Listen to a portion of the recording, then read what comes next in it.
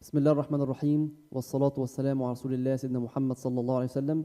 أهلا بكم طلبة وطالبات الصف الرابع الابتدائي مع النموذج الثاني إن شاء الله من نماذج كتاب الوزارة. نركز فيه كويس. عندنا هنا أول حاجة بيقول إيه؟ اختار الإجابة الصحيحة من بين قوسين. وأول سؤال عندنا هنا رقم واحد بيقول لك المبلغ ربع مليون جنيه يكتب بالأرقام نقط جنيه. طيب إحنا كان في النموذج اللي فات كان عندنا كان أول سؤال، وقلنا إيه يا جماعة؟ قلنا الربع مليون جنيه بيساوي كام؟ بيساوي 250 ألف. أفكرك إحنا قلنا بعد كل 3 أرقام هنعمل إيه؟ هنعمل فاصلة، صح كده؟ دي 1 2 3 فاصلة، 1 2 3 فاصلة. يبقى إذا الربع مليون جنيه أنا واحد فيهم آخر اختيار معانا اللي هو ربع مليون جنيه. طيب المسألة رقم 2 بيقول لك القيمة المكانية للرقم 3 في العدد هي كام؟ لما يجي يقول لك القيمة المكانية يبقى هو عايز ايه؟ عايز يا احاد يا عشرات يا مئات. لكن لما يجي يقول لك عايز قيمة الرقم يبقى بحط ايه؟ بحط ارقام، احط الرقم اللي هو قال لك عليه واللي على يمينه كل صفار. لكن هو عايز هنا المرة دي عايز القيمة المكانية. طيب الرقم 3 كده هوصل لغاية الرقم 3 واعد، اقول كده احاد، عشرات، مئات، الوف، عشرات الايه؟ الالوف، اللي هو تاني اختيار. المسألة رقم 3 بيقول كده مربع محيطه 32 سنتيمتر، فإن مساحته بتساوي كام سنتيمتر مربع؟ جميل. هو هنا عايز المساحة، صح كده؟ طب يا مستر هو جايب المحيط ليه؟ عشان تجيب منه طول الضلع. ما عشان لازم تجيب المساحة لازم يكون عندك مين؟ لازم يكون عندك طول الضلع. طيب هجيب طول الضلع ازاي؟ هقول كده طول الضلع بيساوي، هو المحيط بيساوي ايه؟ المحيط بيساوي طول الضلع في 4. يبقى إذا طول الضلع بيساوي ايه؟ المحيط على 4، صح كده؟ طيب المحيط اللي هو كام؟ اللي هو 32. 32 على 4 بيساوي كام؟ بيساوي 8. جميل قوي. يبقى أقول له كده المساحة بتساوي ايه؟ طول الضلع، عندي القانون بتاعي، طول الضلع في كام؟ طول الضلع في نفسه. جميل. يبقى التمانية في 8 بكام؟ ب64، هو آخر اختيار. 64 سنتيمتر مربع عشان دي إيه؟ مساحة. المسألة رقم 4 بيقول هنا إيه يا جماعة؟ بيقول العدد الأولي الذي يلي مباشرة العدد 17 هو العدد كام؟ المفروض أبقى أنا حافظ الحاجات دي كويس جدا زي اسمي، الأرقام الأولية والأرقام الزوجية والأرقام الفردية. طيب الرقم اللي بعد رقم 17 على طول هو كام؟ اللي هو 19، اللي هو تاني اختيار. المسألة رقم 5 بيقول 652 على 5 ولا 652 على 4، مين فيهم أكبر؟ جميل. خد بالك عندك الرقم وأهو هو الرقم ده، بس مقسوم مرة على 5 ومقسوم مرة على كام؟ على 4. طيب عشان من غير ما تحلها أنا هقول لك كده إيه، يعني هقرب لك المسألة. لو أنت عندك رغيف تمام كده متوزع على 5، وبرضو عندك رغيف متوزع على 4، مين هياخد أكتر؟ اللي هم متوزعين على 5 ولا ال4؟ لا طبعا اللي على ال4 هم اللي هياخدوا ايه؟ اكتر. يبقى اذا تاني اختيار هو الايه؟ الصح. يبقى اذا لما الرقم يتقسم على ارقام صغيره كل ما القيمه عنده ايه؟ بتكبر. طيب المساله رقم 6 بيقول لك 7 متر مربع ولا 7000 سنتيمتر مربع. لما اجي اقارن بين حاجتين لازم الاثنين يكونوا بنفس الايه؟ التمييز. يعني بالسنتيمتر مربع لازم التاني يكون بالسنتيمتر ايه؟ مربع. طب يبقى انا احول من متر لسنتيمتر مربع، هعمل ايه؟ هضرب. تمام، من الكبير الصغير هعمل ايه؟ هضرب. طيب المتر مربع في كام سنتيمتر مربع؟ في 10000. يبقى هضرب في كام؟ في 10000. هيبقى الناتج بتاعي كام؟ 7 في 10000 يعني كام؟ يعني ب70000 سنتيمتر مربع. طيب أقارن بقى هنا، ال70000 أكبر ولا ال7000؟ طبعا ال70000 هي إيه؟ هي الأكبر. يبقى أول اختيار معانا. طيب رقم 7 بيقول العدد 12 هو المضاعف المشترك الأصغر للرقمين 3 ونقط، ومديك اختيارات 4 ولا 9 ولا 15 ولا 36. طيب هنعمل أول حاجة هنحلل، هنقول 3 دي عبارة عن إيه؟ رقم أولي يبقى على نفسه فيها الواحد. طيب هاخد كل رقم الأول واحلله واشوف، واللي هيطلع هو الايه الرقم بتاعنا، يبقى كده المساله خلصت. 4 نحللها كده. 4 ده رقم ايه؟ زوجي، يبقى على الاتنين فيها الاتنين، 2 ده اول يبقى على نفسه فيها الايه؟ فيها الواحد. يبقى انا عندي التلاتة بيساوي ايه؟ 3. طب الأربعة ما فيهاش 3 بس فيها 2 وفيها ايه؟ 2. جميل. هو عايز إيه هنا؟ عايز المضاعف المشترك الأصغر، يبقى هضرب كل الأعمدة في بعضيها. عمود التلاتة في الاتنين في الاتنين. طيب التلاتة أنا عندي هنا كده أقول له كده الاتنين في 2 في 3. 2 في 2 ب4، 3 في 4 بكام؟ ب12. يبقى إذا هي كام؟ هي الأربعة. تمام كده؟ طيب المسألة رقم 8 بيقول هنا عندنا في المسألة إيه؟ بيقول لك المثلث الذي أطوال أضلاعه 6 و4 و6 هو مثلث إيه؟ جميل. لو الأضلاع، لو دوت الأرقام كلها مختلفة يبقى مختلف الأضلاع، لكن هنا عندك ضلعين قد بعض، يبقى إذا هو إيه؟ مثلث نوعه إيه؟ متساوي الساقين. جميل. طيب لو كلهم متشابهين يبقى اسمه إيه؟ متساوي الأضلاع. ممتاز. المسألة رقم 9 بيقول هنا 71,435,012 تكتب ازاي؟ اول حاجه همسك الارقام دي كلها واقسمها بعد كل 3 ارقام واعمل ايه؟ واعمل فاصله. دي 1 2 3 اعمل فاصله، 1 2 3 واعمل فاصله. تاني 1 2 3 واعمل فاصله. خلاص بعد كده 1 2 3 اعمل فاصله، 1 2 3 واعمل ايه؟ فاصله. اخر 1 2 3 واعمل فاصله، 1 2 3 واعمل ايه؟ فاصله. طيب هو هنا بقول لك ايه؟ 71 مليون. هبص اللي فين 71 مليون؟ ده 700، ده طلع من المساله، وده 7 مليون بس طلع، يبقى انا عندي 2. ده 71 مليون وده 71 مليون. طب اخش على النقطه اللي بعديها كام؟ 435,000. ده 124، لكن ده 100 ايه؟ ده 405. يبقى اذا هو ايه؟ هو ده. اتاكد حتى بعد كده بقول لك ايه؟ و12 اهو، 12 اهو. يبقى الاختيار كام؟ الاختيار الاخير. طيب المسألة رقم 10 بيقول هنا العدد الاقرب لناتج. اقسمه طيب كده بسرعه. يلا 1 2 3، 1 2 3. تمام. وده 1 2 3، 1 2 3. ده كام يا جماعه؟ 7,815,100 زائد كام؟ زائد 1,475,987. جميل. هو عايز الناتج الأقرب للناتج. هبص عندي كده الايه؟ أكبر حاجة اللي هو المليون. 7 و1 يبقوا كام؟ 8. جميل. طيب والثمانية دي لما تبقى مع الأربعة أكيد هيدوا للسبعة واحد هيبقوا 9 صح؟ يبقى أقرب حاجة كام؟ 9 مليون. تمام؟ طيب المسألة رقم 11 بيقول مجموع قياسات زوايا المثلث الداخلية بتساوي كام درجة؟ وأنا مغمض كده ودي متكررة بتساوي كام؟ 180 درجة. ثالث اختيار. المسألة رقم 12 العدد نقط يقبل القسمة على 2 و3 معا، وبيديك اختيارات 10 ولا 14 ولا 18 ولا 21. أولا الاثنين دوت رقم زوجي صح؟ يبقى لازم أحده كله يبقى بكام؟ يبقى رقم زوجي. طب ده زوجي وده زوجي وده زوجي، ده فردي، يبقى طلع معانا ايه؟ طلع من الموضوع. طيب كلهم زوجي. طب خش على اللي بعده. 3 يقبل القسمة على 3. لو جمعت أحاده وعشراته هيدي رقم ايه؟ موجود في جدول الثلاثة. طيب نيجي هنا 0 و1 و1 مش في جدول الثلاثة، لا يبقى ده طلع ايه؟ معانا. 4 و1 5 مش موجود في جدول الثلاثة. 8 و1 9 موجود في جدول مين؟ الثلاثة، عشان 3 بكام؟ ب9. يبقى إذا هو ايه؟ ال 18 يقبل القسمة على الاثنين وايه؟ والثلاثة معا. المسألة رقم 13 بيقول 25 في 7 في 4 بيساوي كام؟ أنا قلت في النموذج اللي فات قلنا لما نلاقي كده أرقام أول ما نلاقيها في بعضيها بتساوي المسألة، اللي هو 25 و4. 25 في 4 بكام؟ ب 100. يبقى اضرب ال 100 في 7 بكام؟ ب 700. ودي مسألة متكررة. تمام؟ اللي هو آخر اختيار.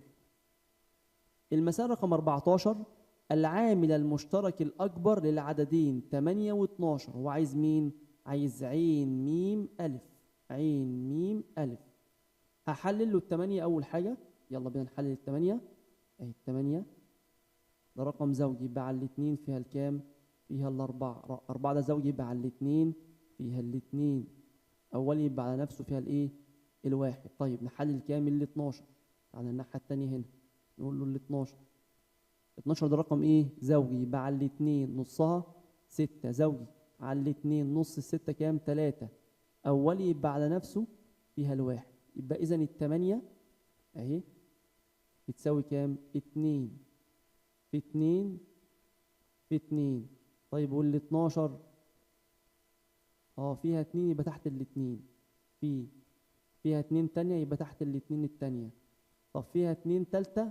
لا ما فيهاش، بس فيها ايه؟ فيها 3. طب هو هنا عايز ايه؟ عايز عين ميم ألف، يعني الكامل فقط. عند الاتنين كامل هنا، صح كده؟ يبقى هقول كده عين ميم ألف بيساوي الاتنين في 2 بكام؟ ب4، اللي هو أول اختيار معانا. طيب ثانيا عندنا هنا بيقول ايه؟ أكمل العبارات التالية بما يناسبها. الشكل الرباعي الذي فيه ضلعان متوازيان فقط. مين الوحيد اللي كده؟ اللي هو شبه المنحرف، شبه المنحرف. نخش بعد كده الصفحة اللي بعديها رقم 16. بيقول هنا ايه يا جماعة؟ بيقول هنا عندي 15 ديسي متر بيساوي كام سنتيمتر؟ أحول من الديسي لمين؟ للسنتي. طب لما أحول من الكبير للصغير هعمل إيه؟ هضرب. طب الديسي متر فيه كام سنتيمتر؟ فيه 10، يبقى هضرب 10. 15 في 10 بكام؟ ب150 سنتيمتر بس. طيب المسألة رقم 17 نقسم الرقم زي ما اتفقنا. 2,565,178 ناقص مليون، يعني عشان ايه؟ عشان من خانة الملايين واحد، صح؟ 8 ناقص صفر يبقى كام؟ 8. و7 ناقص صفر 7. و1 ناقص صفر 1. و5 ناقص صفر 5. و6 ناقص صفر 6. و5 ناقص صفر 5. تمام. و2 ناقص 1 كام؟ 1. يبقى 1,565,178. شلنا بس من خانة الملايين ايه؟ 1. مسألة رقم 18 بيقول لك 90,000 سنتيمتر مربع بيساوي كام متر مربع؟ هنا المرة دي هحول من الصغير لمين؟ للكبير. طيب لما اجي احول من الصغير للكبير هعمل ايه؟ هقسم. جميل قوي. هقسم على كام؟ هقسم على المتر. المتر فيه كام سنتيمتر مربع؟ قلنا كام؟ 10,000. اللي هو واحد قدامه كام صفر؟ 4 أصفار.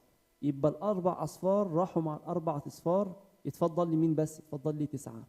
يبقى 90,000 سنتيمتر مربع فيهم كام متر مربع؟ فيهم 9. المسألة رقم 19 بيقول هنا مثلث محيطه 16 سنتيمتر وطول ضلعين منه 7 4 و7، فإن طول الضلع الثالث بيساوي كام؟ هو مديك هنا محيطه، صح كده؟ طيب هو محيط المثلث بيساوي ايه؟ بيساوي مجموع أطوال أضلاعه. هو في كام ضلع؟ في 3. يبقى أنا لو جمعت الضلع الأول مع الثاني مع الثالث هيساوي كام؟ هيساوي 16. طب هو مديك ضلعين بس اللي هو 4 و7. أعمل إيه في الحالة دي؟ هقول له 16 اللي هو المجموع بتاع الأضلاع كلها، هطرح منه إيه؟ مجموع الضلعين اللي هو مديهم لك اللي هو الأربعة زائد 7. طيب يبقى 16 ناقص 4 و7 يبقوا كام؟ 11. 16 ناقص 11 يتفضل كام؟ يتفضل 5. يبقى إذن الضلع التالت بيساوي كام؟ 5 سنتيمتر بس. طيب المسألة رقم 20 بيقول لك نقط هو المضاعف المشترك لجميع الأعداد. مهم جدا وفي ناس كتير بتلخبط فيه. المضاعف المشترك لجميع الأعداد هو مين يا جماعة؟ هو الصفر. اوعى تتلخبط عشان ده قال لك المضاعف. أما العامل المشترك اللي هو الواحد لجميع الأعداد. طيب المسألة رقم 21 بيقول هنا إيه؟ بيقول عندنا العامل المشترك الأكبر للعددين 3 و6. يبقى لازم أحلل له. أحلل الثلاثة، ده رقم إيه؟ أولي يبقى على نفسه فيها الواحد، والستة حللها طبعا رقم زوجي يبقى على الاثنين نصها 3. أولي يبقى على نفسه فيها الإيه؟ فيها الواحد. هو عايز مين هنا؟ عايز العامل المشترك الأكبر اللي هو عين ميم ألف. أقول له الثلاثة بتساوي 3 والاثنين عندنا 3 اهي، تروح تحت الثلاثة ويتفضل 2 لوحديها. مين المشترك هنا؟ التلاتة. يبقى عين ميم ألف بيساوي كام؟ بيساوي 3. المسألة رقم 22 بيقول هنا 70 في 20 بيساوي 14 في نقط. مسألة مهمة بتيجي في الامتحان كتير. طيب هحلله اللي على اليمين الأول، فهنجيب اللي على الشمال. أنا عندي صفرين هنا صح؟ أحطهم وأقول له السبعة في 2 بكام؟ ب 14. بقت كام كده؟ 1400. طب 14 في كام يديني 1400؟ 14 في 100. مسألة مهمة ومتكررة بتيجي في الامتحان على طول. طيب المسألة رقم 23 بيقول هنا اشترى رضا جهاز كمبيوتر بمبلغ 3500 جنيها ودفع من قيمته 500 جنيها نقدا والباقي على 25 قسطا بالتساوي، فما قيمة كل قسط؟ ناخده كده المسألة نفصصها. وبقول أول حاجة إيه؟ اشترى رضا جهاز كمبيوتر بكام؟ ب 3500 جنيه ودفع من قيمته. دفع يبقى طرح صح؟ يبقى أقول له كده الباقي اللي هو 3500 هطرح منهم 500 جنيه اللي هو دفعهم، هيتفضل كام؟ هيتفضل 3000 جنيها صح كده؟ طيب والباقي بقى اتفضل كام؟ والباقي قسطه على كام؟ على 25 قسط، يعني قسمه. يبقى اقول له كده 3000 على كام؟ على 25. بقت مسألة اسمها جايه مع اسمها ايه؟ اسمها مطولة. يلا بينا نحلها مع بعض. يلا بينا بسم الله. اهو هقول له هنا 3000 وهنا 25 واعمل له شرطة بتاعته واقول له 1 بيساوي 2 بيساوي 3 بيساوي 4 لغاية التسعة لو عايز. طب اضرب يلا بينا. الواحد في 25 بكام؟ ب25. طيب ممكن اجمع 5 و5 10 صفر معايا الواحد، واحد على الاتنين بقى 3، 3 واتنين يبقوا كام؟ يبقوا 5. بعد كده صفر و5 يبقوا كام؟ 5. طب 5 واتنين يبقوا كام؟ يبقوا 7. اجمع بعد كده 5 و5 10 صفر معايا الواحد، واحد على السبعة بقت 8، 8 واتنين يبقوا كام؟ يبقوا 10. وابدا كده ايه؟ احل. ايه الرقم اللي اضربه في 25؟ بس الاول حاجه هنا عندي رقمين، يبقى هاخد معاهم ايه؟ رقمين. طبعا اللي جوه اكبر من ايه؟ من اللي بره. طب حلو. ايه الرقم اللي هضربه في 25 دي 30؟ ابص عندي في الناتج هنا مفيش. اقرب حاجه كام؟ الواحد اللي هي عند ال 25. يبقى احط الواحد فوق وال 25 ايه؟ تحت واطرح. صفر ناقص 5 ما ينفعش، ده هيبقى 2 وده بقى كام؟ 10. 10 ناقص 5 5 صح؟ و2 ناقص 2 صفر. ايه اللي عليه الدور؟ الصفر، انزله بقى 50 صح؟ طيب ايه اللي اضربه في 25 دي؟ 50 موجود عند الاثنين. جميل. يبقى احط الاثنين فوق وال50 ايه؟ تحت واطرح. صفر ناقص صفر صفر، 5 ناقص 5 صفر. ايه اللي عليه الدور؟ اوعى تغلط في دي، فاضل صفر لوحده. جميل. يبقى احطه فوق. بقى كام الناتج كده؟ بقى 120 جنيها. المسألة رقم 14 بيقول هنا ايه؟ بص معايا. اوجد بسم الله. اوجد مساحة الجزء المظلل في الشكل المقابل حيث الشكل الخارجي مربع. الشكل ده ايه؟ مربع. طول ضلعه كام؟ 5 سنتيمتر. والشكل الداخلي مستطيل ابعاده 3 و2 سنتيمتر. طيب لما يجي يقول لك كده، جات لنا في النموذج الاول لما يقول لك عايز الجزء المظلل ده يا جماعه، هعمل ايه؟ لازم اطرح المساحه الكبيره من المساحه مين؟ الصغيره. المساحه الكبيره اللي هي مين؟ مساحه مين؟ مساحه المربع. يبقى اجيب له اول حاجه كده مساحه المربع بتساوي ايه؟ طول الضلع في ايه؟ في نفسه. طيب طول الضلع عندي بكام؟ طول الضلع عندي ب5. يبقى 5 في كام؟ في 5 بتساوي 25. طبعا دي مساحة يبقى بالسنتيمتر ايه؟ مربع. طيب اجيب المساحة التانية اللي هي مساحة مين؟ مساحة المستطيل اللي هو ده. اقول له كده مساحة المستطيل بتساوي ايه يا جماعة؟ ايوه قانون الطول في العرض. برافو. طيب بعد كده الطول عندي بكام؟ ب3 او 2 مش هتفرق. يبقى 3 في 2 بكام يا جماعة؟ ب6 سنتيمتر مربع. طيب هقول له كده مساحة الجزء المظلل بيساوي ايه؟ هقول له المربع اطرح منه مين؟ المستطيل. طب مساحة المربع كام؟ 25 ناقص كام؟ ناقص 6. 25 لما اشيل منهم 6 يتفضل كام؟ يتفضل لي 19. طبعا دي مساحة يبقى بالسنتيمتر ايه؟ مربع. تمام؟ مسائل سهلة جدا، أهم حاجة تكون حافظ مين؟ حافظ القوانين. المسألة رقم 25 بيقول هنا ارسم المثلث س ص ع الذي فيه س ص بيساوي 5 سنتيمتر، وقياس زاوية س بتساوي قياس زاوية ص 45 درجة، الاثنين بيساووا بعض. تمام؟ اللي هو س بتساوي مين؟ ص، الاثنين بيساووا كام؟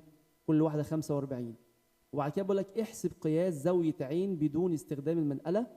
وبعد كده ما نوع المثلث س ص ع بالنسبة لقياسات الزوايا. نروح بسرعة كده صفحة الرسم، خليكم معايا. اهو اهو رسمنا احنا كده اول حاجة ايه؟ رسمنا س ص. كام سنتي؟ هو قال لك 5 سنتي. جميل. بعد كده عايز ايه؟ قال لك قياس زاوية س 45. نجيب المنقلة بتاعتنا. جبت لكم منقلة المرة دي اهو. اهو قال لك زاوية كام؟ 45 درجة. طيب ادي اهو 10 20 30 40 45 هنا اهي.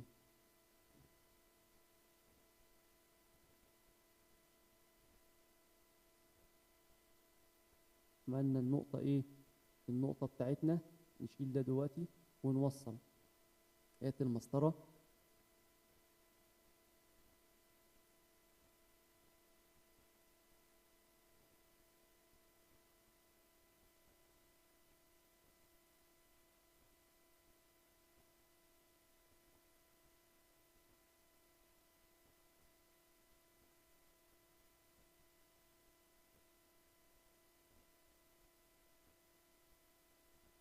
ونعمل خط من هنا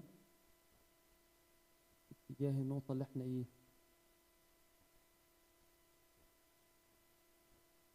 اللي احنا عملناه. طيب جميل. وبعد كده اجيب الزاوية التانية، اجيب المنقلة برضو، وهي عند مين؟ عند صاد. وقال لي كام درجة؟ برضو الاتنين بيساووا بعض 45 درجة. فين 45؟ اهي 45. احط النقطة بتاعتي. تمام. وبعد كده اشيل المنقلة بتاعتي دي، محتاجها. نبدأ نعمل ايه؟ نجيب المسطرة.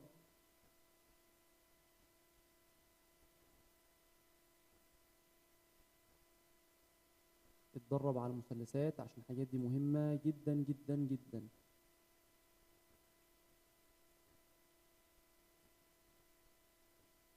بعد كده نوصل في اتجاه النقطة اللي احنا عملناها. بس كده بقى عندي ايه؟ بقى عندي المثلث بتاعي. طيب حلو قوي. انا عندي زاوية س كام؟ 45. وزاوية ص 45. واللي فوق دي هتبقى ايه يا جماعة؟ هتبقى ج.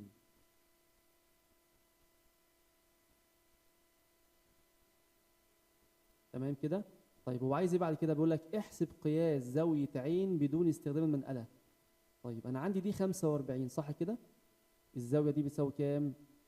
45 زائد 45 التانية، صح؟ بتساوي كام درجة؟ بتساوي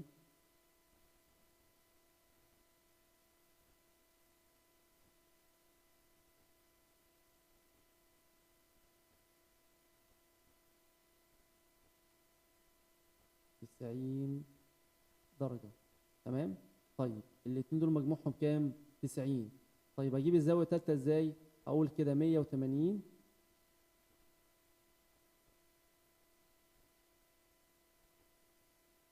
180 هطرح منهم كام؟ هطرح منهم 90. هيساوي كام؟ هتساوي 90. يبقى إذا زاوية ج بتساوي كام درجة؟ بتساوي 90 درجة. طبعا دي صفحة الرسم ما تكتبش فيها كويس. نرجع تاني الصفحة التانية. كده احنا يا جماعة جبنا ايه؟ رسمنا المثلث، وقلنا عشان نجيبوا الزاوية هنعمل ايه؟ هنقول 180 هطرح منها مجموع زاويتين تانيين اللي هو 45 زائد 5 وايه؟ و40. يبقى 180 تنزل زي ما هي ناقص 45 و45 يبقوا كام؟ يبقوا 90. طيب 180 ناقص 90 يتفضل كام؟ يتفضل 90. يبقى إذا زاوية ج بتساوي 90 درجة. طيب هو عايز ايه تاني؟ بيقول لك ما نوع المثلث بالنسبة لقياس زواياه؟ أكبر زاوية عندي كام؟ عندي 90 صح كده؟ يبقى نوعه ايه؟ يبقى قائم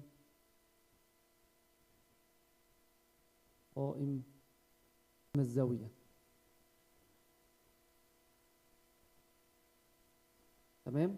طيب آخر مسألة عندي بيقول هنا ايه؟ احسب عين ميم ألف وميم ميم ألف لعددين 12 و24. عايز العامل المشترك الأعلى والمضاعف المشترك الايه؟ الأصغر للعددين دوت. يبقى لازم أول حاجة أعمل ايه؟ أحلل ال 12 وأحلل ال 4 وايه؟ و20. يلا بينا. 12 ده رقم زوجي يبقى على الاثنين، نص ال 12 كام؟ 6. زوجي يبقى على الاثنين نصها كام؟ 3. 3 دوت أولي يبقى على نفسه فيها الواحد. طب ال 24 ده رقم ايه؟ زوجي يبقى على الاثنين نصهم كام؟ 12. زوجي يبقى على الاثنين نص ال 12 6. زوجي يبقى على الاثنين نص 6 كام؟ 3. أولي يبقى على نفسه فيه الواحد. يبقى أنا عندي كده ال 12 بيساوي 2 في 2 في 3. طيب وال 24 بيساوي كام؟ عندي في كام 2؟ عندي 1 2 خدتهم تحت الاثنين الأولين، 1 2. عندي 3 يبقى تحت التلاتة يتفضل لي 2 أحطها لوحديها. طيب هو عايز هنا إيه؟ عايز عين ميم ألف. أول حاجة عين ميم ألف. أول حاجة أشوف الكامل هنا عندي كام؟ الاتنين كامل والاتنين التانية والتلاتة كاملين صح؟ يبقى عمود الاتنين هنا أضرب العمود الكامل مع بعضه بس اللي هو 2 في 2 في 2. الاتنين في 2 ب4 والاتنين في 4 بكام؟ ب8. لا أنا آسف، 2 في 2 في 3 عفوا. يبقى الاتنين في 2 ب4 والاتنين في 4 الاتنين في 2 في 4 و3 في 4 ب12. نمسح بسرعة دي معلش.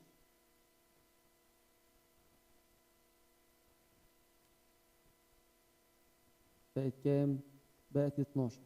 طيب عايزين نجيب ايه بعد كده؟ نجيب